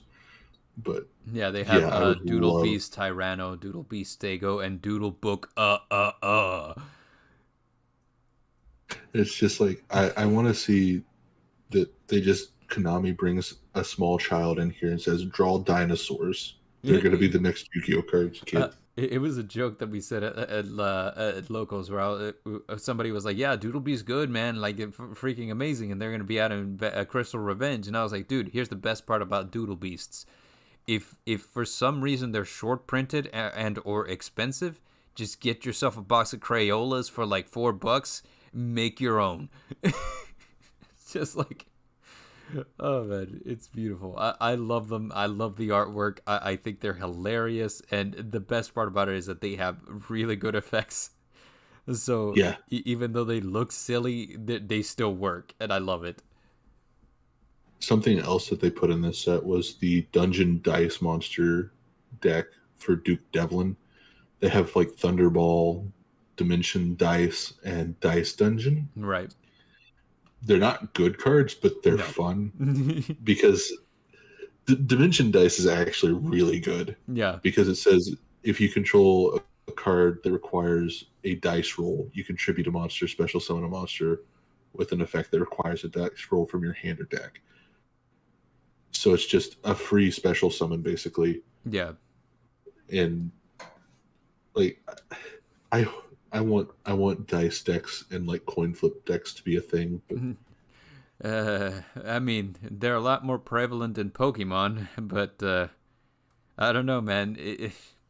I want my Joey Wheeler deck, Yug. Nobody likes using the chance mechanics in Yu-Gi-Oh. A lot of the times, if a card requires chance, most people won't use it. So, like for example, like the Sartorius Arcana Force deck, which I loved. I thought that deck was cool. But it's like everything revolves around a coin flip. So if you don't have Light Barrier on the field, what are you doing? Or second coin toss. What are you doing? Well, the thing is, a coin flip deck, I think Team APS, we always bring up Team APS. They talked about like gamble mechanics and why they're not used. Mm-hmm. And it's just because for most of the time, it's like the positive either is not good enough to outweigh the negative, Mm-hmm. or the positive's not good enough to be used. Right. I want to Like you, address what. Uh, go ahead. Sorry, I wanted to address what Hair Racing Narratives asked, because he asked a good question, which is, can a good player win with any deck, or do decks go a long way in carrying an average player? I'm gonna say no, because I built a deck that no one can win with. uh, I want to I'll say, let you answer and then I'll answer. I think that the answer to that is yes. Um, and I mean yes to both, because a good player can win with a bad deck, because there is a lot to be said about like knowledge of archetypes, and knowledge of card functions, and knowledge of when to activate your card effects in response to things. So like a good player with a bad deck can still make it work. Like I will refer you again to our last tournament, the Kawaii Wars, where I was playing Lyrilusk, which is compared to Madolche a very underpowered deck. And Sky was playing Madolche, and she was playing it very proficiently. But even though mine was a very underpowered deck compared to Madolche, I have very good knowledge of a lot of things in Yu-Gi-Oh, so I knew when to activate my effects to get the most out of them. That said, there is a certain limit to that. Like, so if a deck is just better at consistency, it's, you know, like, or if a deck has bad enough consistency, like for example, if I was playing Monarchs versus Madolche, not a chance in hell I would ever win. But there would be a chance in hell that you could build a brick house. Yeah, so like, you know, the breaking is too often. It's not consistent enough, and so like even though I have good knowledge of game mechanics and when to activate my effects, I wouldn't have any effects that I could take advantage of in that regard. And the converse is also true that a good deck can carry an average player very far. I've seen players that are just bad players playing Floowandereeze and getting free wins because Floowandereeze is a very easy deck to pilot. So, you know, and a very easy deck to pilot with very, very heavy, impactful plays that it can make. Floowandereeze is kind of another one that could require skill. So let's toss that one to the side and let's just say Eldritch. It is a meme that Eldritch is a no-brain deck because an average player can just set 5 and pass and then activate floodgates and your opponent can't do anything about it, you know? With that said, the answer to that is kind of yes to both. A good player can win with bad decks, but also an average player can have a good deck and it can carry them. I think the only thing I would have to say to add on to what you said is, yeah, I completely agree with you on your answer. A good player can play with a bad deck that has a win condition, and win, because the game is, to an extent, it's a 50-50 on skill and 50-50 on luck. Yeah. If your opponent draws really bad, which I've seen before, and you draw playably, you could easily win the game. There have been times that I've seen people who are considered the better player, they open up horribly, and then they just scoop and then leave and go home because they lose because they just didn't draw good. Oh yeah, done that. And yeah, it's a really good player can win with any deck as long as it has a win condition. And a really bad player can win with a really good deck. So it's skill, it's luck, it's heart of the cards. Yeah. I mean, if you want to be a good player, basically, because being a good player at the game requires that you not only know what your deck does very well, but you also know what your opponent's decks do. And also knowing like the mechanics behind the game. Right. Like understanding how the game actually works, like how punctuation on the card functions and everything. That just does so much in helping you win your games. Exactly. So I mean, like there is an element of deck building in there too. You want to make sure that your deck is as consistent as possible. So like, you know, if you're a good player but you're a crap deck builder like me, please look at deck profiles online. Get your deck from people who know what they're doing. But like if you're a good deck builder but you don't know what you don't know the game mechanics, you're gonna have a bad time. As a matter of fact, I feel like that's kind of an oxymoron. If you're a good deck builder, that means you understand the game mechanics very well. So yeah, I hope that answers your question. And to address what Brother Gamma is saying, looking at Ishizu deck, the thing about Ishizu deck is you should only be looking at that deck if you're a really good player, because that deck it rewards you for being really good at the game, and it punishes people for being really bad at the game. So it's that one in particular has got a very high skill ceiling. So it's almost unheard of, I would say. But that's me. I know that I'm not qualified to pilot that deck for sure, because that deck is way up there. I would have to play it a lot before I was like, okay, I finally understand it. Where were we again? I think you said something about DD Crow. DD Crow reprint, yay! Helps you fight Tyr. Yeah. Yeah. Next slide. Yeah. Next slide. That was a good question, though. I gotta give it to Hair Racing Narratives. That was an excellent question. Yeah. Yeah. Other products. This year we also had the Speed Duel GX Midterm Paradox box. We had the Crystal Beast structure deck, and we had the Dark World structure deck, which was the recent one that just released.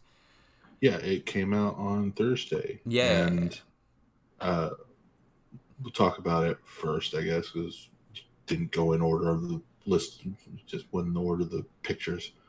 So the Dark World structure deck gave Dark Worlds much needed new support, as well as reprinting the Dangers and the Dark Worlds. It's a fun archetype. It's a fan favorite archetype. I'm kind of surprised they didn't do a revamp of it earlier after how bad the original Dark World structure deck was.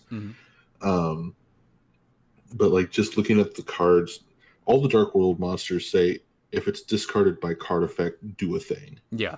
All of the new spells say fusion summon a dude, then discard a monster, then do a thing, then do another thing. So it's just advantage after advantage after advantage that you get back from playing a single card. And it just came out, so we don't know how good it is. But I could see people trying to play it competitively, maybe. Danger Dark World has historically done stuff in the past. You know? Yeah. So, I mean, like, it's a Dark World deck. It comes with Dark World reprints with new Dark World support, but it also reprints the Danger monsters. So, you know, like, it's Danger Dark World all over again. And I'm kind of hoping that people try at least to play it competitively. I know with Tyr being a thing. I am terrified for when Tyr comes to Master Duel, man. And I feel like Konami is specifically like delaying that, because they did release like the first round of what was it, Dimension Force, and I think that's when they released. And nope, they released in the next set that we're gonna end on. Oh, okay, so like so like they didn't release any of the they released the Scareclaw, but they didn't release Tyr.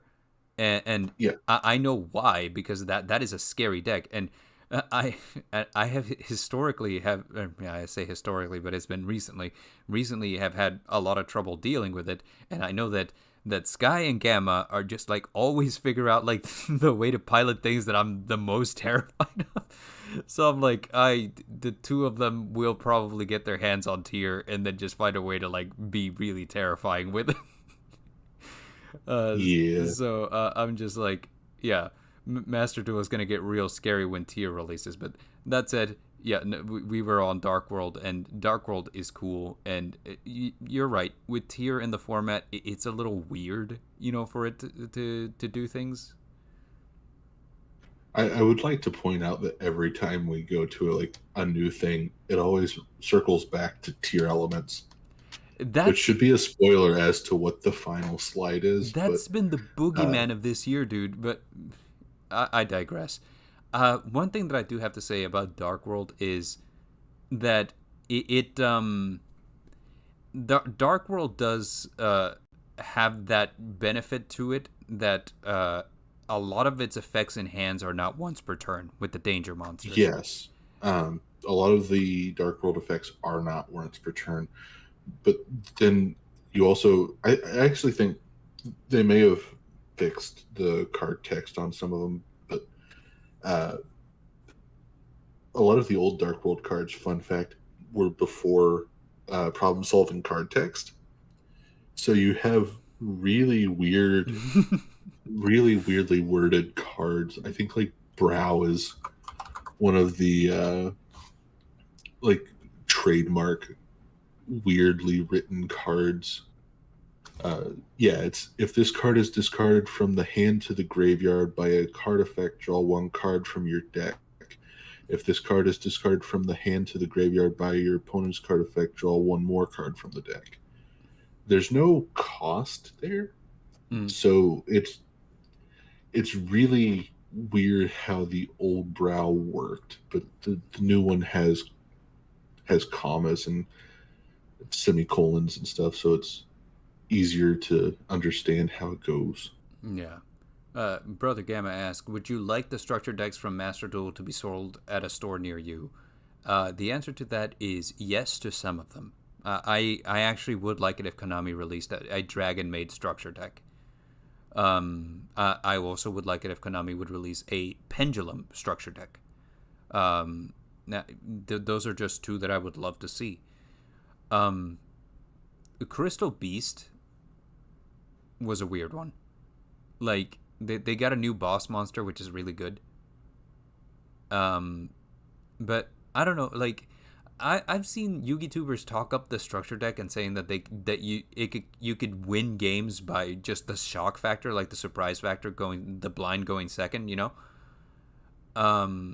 And the cool thing about Crystal Beast is that you can abuse things like Dimension Shifter, which comes in the deck.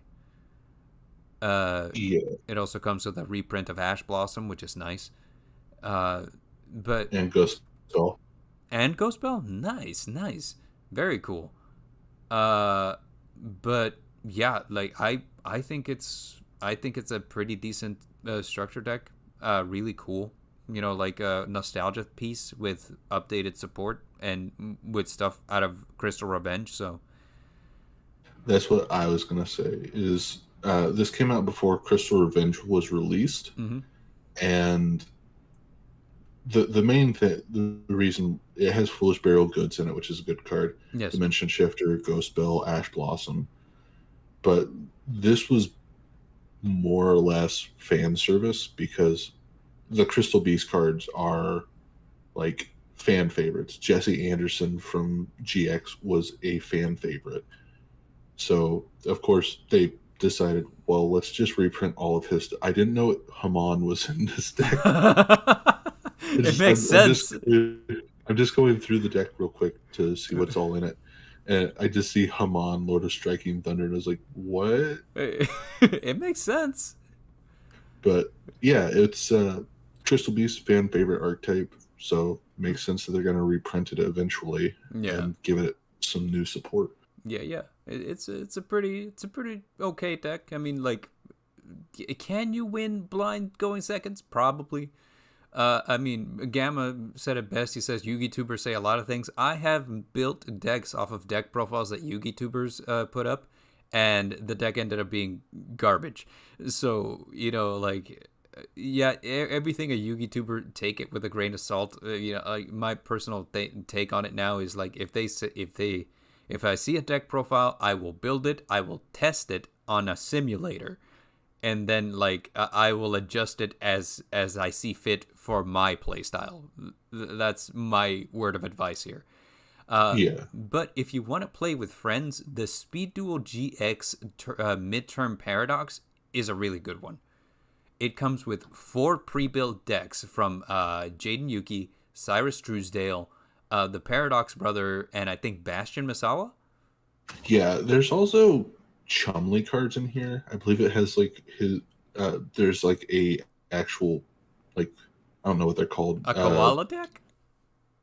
I think there's a koala deck, but they have like giant koala, and the one that when it's flipped face up, you burn your opponent for X amount of damage.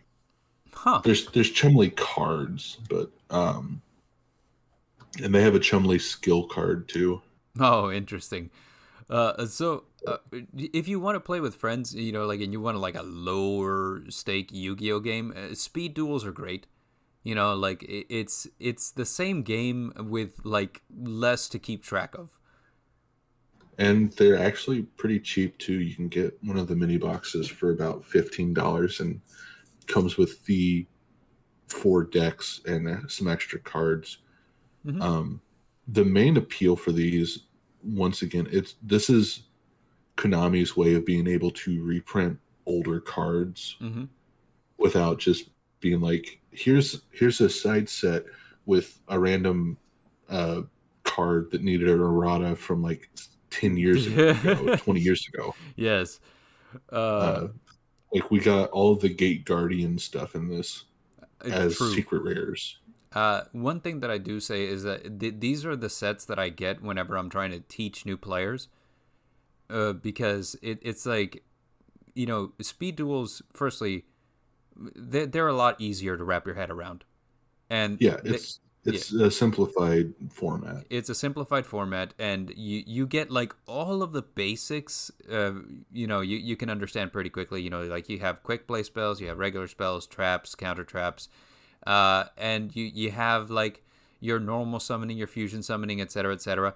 So like I definitely use this for the sake of like if for the other time I was trying to teach my brother-in-law to play, and he's like, well, I don't have a lot of time or money to get into it. I was like, okay, let's pick up this and let's learn it this way, because this is the easiest way to learn. So I don't personally like speed duels, but I think that this is a solid teaching tool. Yeah, and that's for the TCG. Speed duels they were a flop. Like Konami's trying to make them work by doing tournaments that have cool prize support, Mm-hmm. but they're not rush duels. No. Rush duels they have different mechanics and they're cool, and you can do backflips and win and whatnot. Your speed duels are just it's I would say it's 90% a way that Konami is just reprinting old cards that needed erratas without just being like, here they are in an actual set. Speaking of rush duels, and this is just like something that I'm curious about, see what your take on it. Do you wish that Konami would update the card art so that it matched the Master Duel cards, like the Master Rule cards would match the Rush Duel format? Because I think Rush Duel cards look really cool, and if we switch to that card artwork format to a Master Rule cards, I would like it as long as they remain the same size. Like if they didn't like change them to like a standard size, I'd be cool with it. So you're saying like if in the TCG we get like the summoning mechanic from Rush Duels? No. So just like the way the card looks. You know what I'm saying? I think if we get Rush Duels in TCG, it will be like Speed Duels, where it's a completely different product. Yeah, that is its own thing.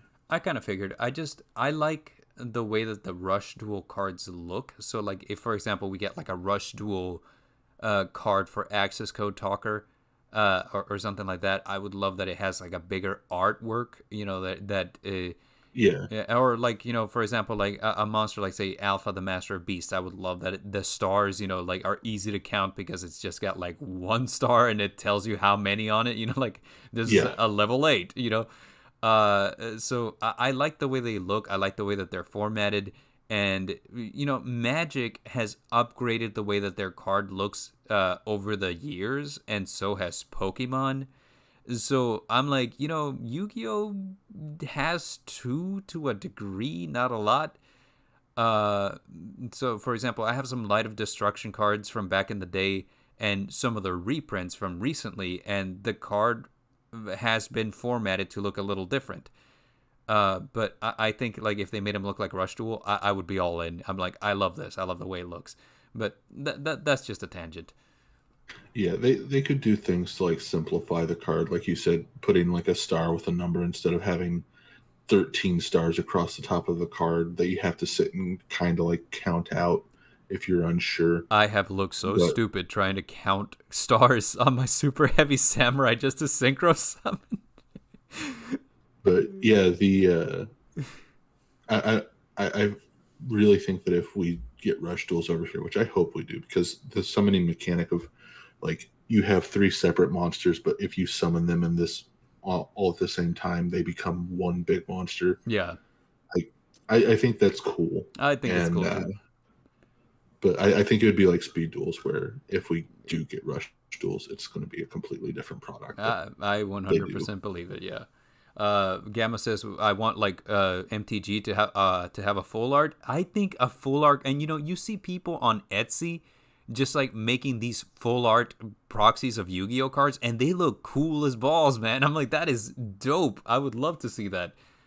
But anyway, last slide.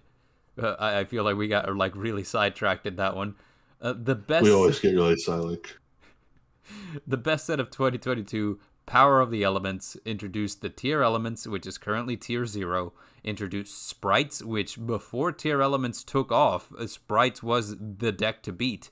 It introduced the Verniself, which, as you've said, is giving a lot of support to a bunch of Earth archetypes, including Madolche and what do you call it, Naturia and stuff like that.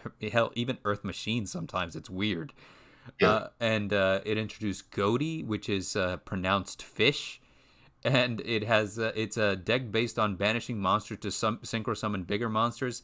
Mordor finally finished his Goaty deck, and the first time he summoned Deep Beyond on my turn was kind of crazy. So this set, without a doubt, is the best set. Like of 2022, yeah, 100%. Like there's not even, people can't even argue that this set is the best set. Gamma said it best. Here does make your opponent shed real tears. I'm like, yeah, I agree. It's been a while since we've been in a tier 0 format. When was the last time? Was Zodiac? I think it was Zodiac. Yeah. Or maybe Spiral. I think Spiral was the last one. Yeah, you're right. I think you're right.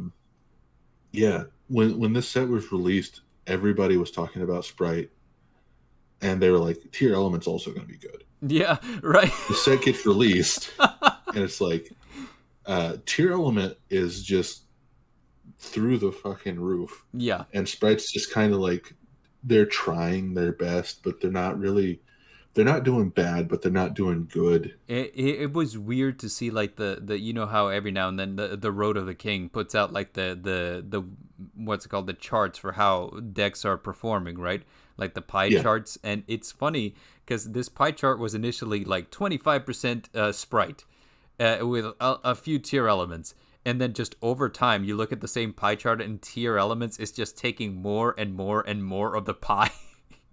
Well, I think at one point we had 2 back-to-back YCSs where the percentile of tier element in the top cut was like 80+%. Yes. To be considered tier 0, it has to be a 60%. So we're far past the tier 0 format with this. It's just like, well, that's what the last ban list, a lot of people were angry because it was like, tier needs to be hit. And they hit everything around it. And they hit everything around it. They released a couple of things that should help you deal with it. Like, for example, like the D Fisher and the Macrocosmos and stuff like that. Which, by the way, I'm very happy that they didn't touch Dimension Shifter because people were like, oh, Dimension Shifter is unfair. Kind of like stops decks. And I'm like, true, but it also stops tier 100%. If they don't have a response to your Dimension Shifter, they can't shuffle things back into the deck because all of it is banished. So, it's kind of like one of those things that where it can be a 1-card blowout. So yeah, it's nice to have Dimension Fissure, and there are decks that can play it. Like for example, Exo Sister can play Dimension Fissure, Flawanderies can play Dimension Fissure, and all of it just kind of like goes a long way to stop Tier, because unless Tier can out that Dimension Fissure, that Macrocosmos, whatever, they can't get any of their plays off the ground. Yeah, and like I'm glad that they did release some stuff to try to like pad and give us a way around Tier, but still, it's just like you created this monster. You need to fix it. Part of me kind of wonders if they're not going to be like a little bit like the adventure engine that, like when bigger, badder stuff comes out, we'll wonder why we were ever so worried about it, Yeah, and that's a lot of people are saying that Cash Tier is going to be what kills Tier, but yeah, like Gamma said, people say a lot of things. People say a lot of things. Yeah, it'll be a something for us to look forward to and hope for. I look forward to another balanced format, which I think the last time we had that was around the release of Sword Soul, where like we there was a lot of decks that were in play that were doing okay, Yeah. So like that was nice. And I say around the release of Sword Soul, but that's also after Protos got banned. Yeah. So because you had all kinds of stuff back then. You had Tri Brigade, you had your Despia, you had Sword Soul. So I mean, like there was you still had Eldritch. Eldritch was around, so you had a bunch of stuff that could compete. And ever since the release of Power of the Elements, it was Sprite for a little bit, but it's been mostly Tier ever since. Which I pointed out with Darkwing Blast. I said that Konami was doing like anime archetypal sets. Mm-hmm. Power of the Elements was supposed to be centered around the elemental heroes. Yeah. Which they got a lot of elemental hero support in this set. Yeah. But it was just blown out of the water by the other cards that came in the set. Oh yeah. There were some really good like support cards in this set though. I have 3 at the bottom there. Mathmech Circular. Mm-hmm. That was very needed in the Mathmech deck, but even more so, it is a generic Cybers monster that just gives so much power to all Cybers decks, and Mathmech Circular has like been the sole reason why some Cybers decks were seeing like competitive play, because it does so much for Cybers. Right. Because I believe you send a Mathmech, and then it special summons one, or specials it from your hand, and then it lets you normal special summon, and you just go into Alumbration and get more stuff and gas. Yeah. Exo Sister Returnia was in this, which is a just banish your opponent's field type card. Really good. Yeah. And one that I should have put on there that I didn't was Garura. Oh, Wings of Resonant Light. Wings of Resonant Light. That's the new Super Poly target. The new Super Poly target that lets you draw. Just, and a lot of the times whenever you see a card like that, you hear a lot of people complain about it, but nobody's really complained about Garura. Everybody's been kind of like, yeah, no, that's fair. And I don't know if it's the format that's just making people like just not complain about it, or what. But like, anytime that I feel like there's one of those cards that allows your opponent to use your stuff as material and then gain advantage of it, more often than not, people will complain. But not with Garura. People are like, nah, we're good. Yeah, it's fine. Yeah, it's fair and balanced. It's okay. Just lose 2 of the cards on your field, so your opponent can draw cards. It's good. It's good. It's okay. I'm not mentioning the other 2 support cards down there for reasons. Rika? Yeah. I have to say, Rika to me is one of the most pretty to look at archetypes. I actually love the art on a lot of these cards. I think they look really good. And Rika Sun Avalon was kind of insane out of the gate, but it's That is why Con and Princess are on here, yeah. because the release of Con made the Rika Sun Avalon Therian deck Mm-hmm. actually top a couple regionals, Yeah. because it's another one of those super high 400 IQ skill cap decks. Mm-hmm. But the fact that I find it hilarious because Rika's can just tribute your opponent's monsters for their effects. It's like the old Lilith card Yeah. with Labyrinth of Nightmare, or not Labyrinth, Lair of Darkness. Yes. So it's just, I'm going to tribute your cards and make a board. It's really fun, and I thought it was really cool, especially because Sun Avalon at first was like everybody was really hyped for it, and then it did nothing. Yeah. And then the Rika cards came out, and then Sun Avalon just like really took off, and then it fell off. So Yeah. Well, it's solely because it's a really good deck, but it's solely because of the skill cap. Like, it's hard to play decks like that yeah, consistently because you have to know so much, true. and people want to just bang their head on the table and put 5 pass. That's true. It's that one and DDD. I think it kind of share the same problem that it is a good deck, but do you really want to be like that intelligent to play this game, or do you just want to unga bunga flip table? I do have my Rika Sun Avalon deck actually sitting in front of me. The only thing I'm missing, I need a Rika Teardrop and 3 Petals. Yeah, same. I can actually play it. I need Teardrop the Rika Queen, but that card remains expensive. Yup, because it's a good deck. Because it's a good deck, yeah. And it doesn't have a reprint. Nope. So I kind of wonder if this is going to be one of those that, like, for example, in Maze of Memories next year, we get a reprint of that. I hope so. I hope so, too. Like, it's a reprint set, so please give us something nice. But, yeah, that said, this is the end of the slideshow, and this is number 1 on the most impactful sets of 2022. Followed by, I would say, probably the Megaten and not Tactical Masters, but the Grand Creators. Grand Creators, yeah. Yeah.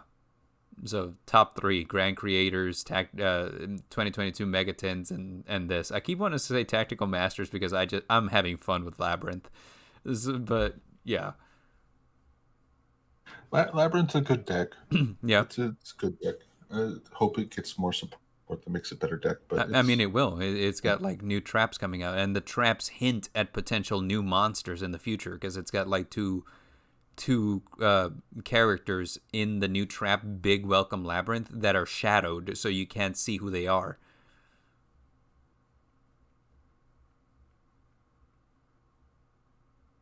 You looking it up? Maybe. Yeah, but there's 2 characters in the forefront of Big Welcome Labyrinth that are in shadow, so you can't see who they are, and then you have Lovely Labyrinth in the background. So I think that pretty soon that's gonna be a thing there, my man. New monsters for Labyrinth, new trap for Labyrinth. I mean, Labyrinth did top the Osaka YCS a little while ago. Or didn't top. Yeah, it was in 2nd place. So you know. But that's where we're at. Best Power of the Elements, Grand Creators, 2022 Megaten, best sets of the year. Everything else is okay at best, and Duels from the Deep at worst. Yep. So, thank you to everybody who showed up to watch our bad takes. This is a fun game, and I've been considering doing like a Learn to Duel with the Bard series, because I feel like we got a lot of people who tune in to watch us even though they don't understand what's going on, and I'd love to give them some context. So if that's something you'd like to see, I mean, hit that like button and I'll get working on it.